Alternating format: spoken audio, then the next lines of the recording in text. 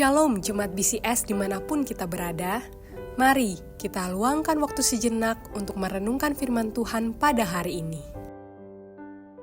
Selamat pagi Bapak Ibu Saudara yang dikasihi oleh Tuhan. Bagian yang kita renungkan pagi hari ini adalah 2 Samuel pasal 3 ayat 27. Ketika Abner kembali ke Hebron, Yoab menarik dia ke samping di tengah pintu gerbang, seolah-olah hendak berbicara dengan dia dengan diam-diam. Di sanalah Yoab menikam dia di perut sehingga ia mati karena darah Asael adiknya. Judul renungan hari ini, ketika dendam menghentikan damai. Bapak Ibu Saudara yang dikasihi oleh Tuhan, kita semua pernah merasakan sakit hati. Ada yang karena difitnah, dikhianati, atau dirugikan oleh orang yang kita percaya. Luka itu kadang terus kita simpan. Lama-lama, tanpa kita sadari, luka itu berubah menjadi dendam. Itulah Bapak Ibu yang terjadi pada Yoab.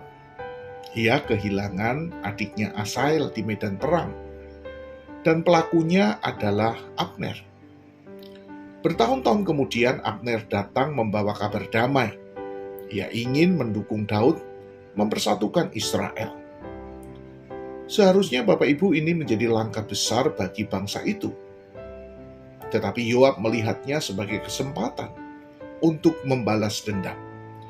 Ia memanggil Abner seolah-olah ingin berbicara baik-baik, lalu menikamnya sampai mati.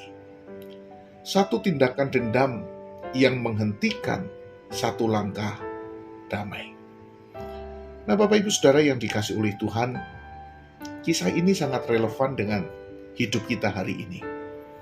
Banyak orang gagal melangkah maju karena terikat oleh masa lalu. Di sini Bapak Ibu kita belajar bahwa dendam membutakan kita dari rencana Tuhan. Yoab tidak melihat bahwa Tuhan sedang bekerja mempersatukan bangsanya. Yoab hanya fokus pada lukanya, pada dendamnya. Yang kedua, Bapak Ibu, di sini kita juga melihat bahwa kepura-puraan merusak hati. Yoab berpura-pura ingin berbicara secara pribadi, padahal hatinya sudah menyimpan niat jahat. Kita pun Bapak Ibu juga bisa tersenyum di luar, tetapi menyimpan kebencian di dalam. Lewat kisah ini Bapak Ibu kita juga belajar bahwa mengampuni adalah kunci kebebasan. Di dalam Roma pasal 12 ayat 19 berkata, pembalasan adalah hakku. Bapak Ibu Saudara yang dikasihi oleh Tuhan, Anda dipanggil bukan untuk membalas, tetapi Anda dipanggil untuk mengampuni. Mengampuni bukan berarti membenarkan kesalahan orang lain, tetapi memilih menyerahkan perkara itu kepada Tuhan, supaya hati kita bebas. Kalau kita mau ikut membangun apa yang Tuhan sedang kerjakan, dalam keluarga, di dalam pelayanan, di dalam persahabatan, satu hal yang perlu kita lakukan Bapak Ibu adalah membuang luka hati atau dendam. Tidak ada damai sejati selama hati kita masih terikat oleh luka lama. Lewat renungan hari ini, Bapak Ibu, saya ingin menantang Anda. Siapa Abner dalam hidup Anda? Orang yang pernah melukai atau mengecewakan Anda.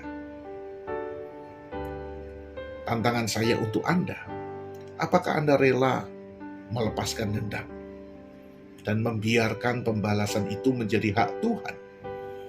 Apakah Anda berani untuk mengampuni? Bapak Ibu Saudara yang dikasihi oleh Tuhan, mari kita tidak seperti Yoab yang menghentikan damai karena dendamnya. Jadilah pembawa damai yang mempercepat rencana Tuhan. Lepaskan kepahitan dan izinkan Tuhan memulihkan hati Anda. Mari kita berdoa. Bapa di dalam surga, kami rindu kami tidak dikuasai oleh dendam. Kalau hari ini ada orang-orang yang pernah melukai hati kami dan sedang menyakiti kami, biarlah kami boleh membawa luka hati kami kepada Tuhan. Biarlah kami menyerahkan segala pembalasan kepada Tuhan.